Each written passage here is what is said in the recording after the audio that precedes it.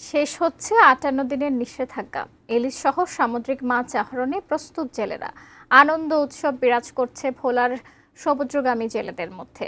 ইলিশা মাছ ঘাট থেকে বিস্তারিত জানাতে যুক্ত হচ্ছেন প্রতিনিধি মঞ্জুর আলম।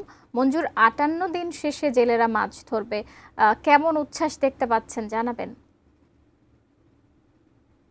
দিন পরেই কিন্তু উৎসবমুখর পরিবেশে সাগর মোহনায় ভোলার জেলেরা মাছ শিকারে ইতিমধ্যেই রওনা হয়েছেন। এই রাত থেকেই কিন্তু জেলেরা তাদের ট্রলার নিয়ে কিন্তু সাগরের দিকে রওনা হয়েছেন। তো আমরা মাছঘাটগুলোতে এসে দেখলাম যে আগের মতো এখন পর্যন্ত হাঁকডাক নেই বললেই চলে, কেননা আজকে কেবল শুরু হয়েছে সমুদ্র মাছ ধরা শুরু।